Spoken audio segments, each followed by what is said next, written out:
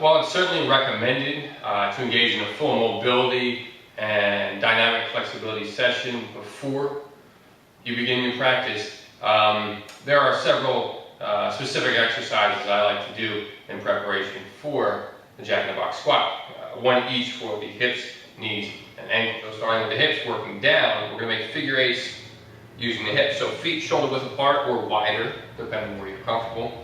You're going to hip snap slowly to your left-hand side. So right hip opens up. Push in or lean in to your left hip.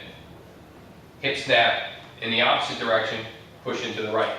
So a nice figure eight or hourglass motion as we're working the hip joint. Okay, relax the knees. Knees are going to fall into place behind the hips, so there's going to be some movement there. That's fine. You want to keep your feet flat. Don't rotate your feet with the movement.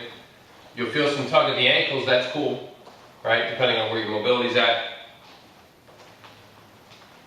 Try to relax into it, nice and smooth. You're not muscling through this. Get both directions. Right, figure eights. Shake that out for a second. About 30 seconds each direction. It's fine. Moving down to the knees. Pretend you're sitting in the middle of a clock. You've got 12 in front, 6 behind, 9 on the left, 3 on the right hand side. We're going to take that same figure eight pattern that we work with the hips and work it around 3 and 9. Okay? Focusing on rotation again at the knee. Slight bend in the right leg. We're going to pick the left leg up. Come across underneath 3 o'clock. Come around 3.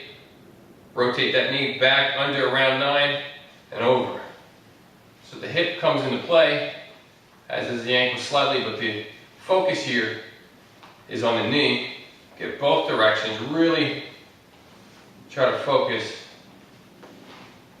that rotation at the knee. Shake it out for a second. Switch legs. 9 and 3. Okay? Both directions. 30 seconds each direction before you shake it out. Drop down to the ankle. We'll start with the left. Start on the bridge of your foot. You're going to rotate over along the knife edge of the foot, keeping the front leg flat. Try to find midfoot, flatten out that back foot. Rotate back to knife edge. Roll along back to the bridge of the foot. So we're going back and forth. The more you sit down into bridge of foot, the more weight you're obviously placing on it. Make sure your mobility's there before you sit down farther. So shake that out for a second. We'll work the opposite side.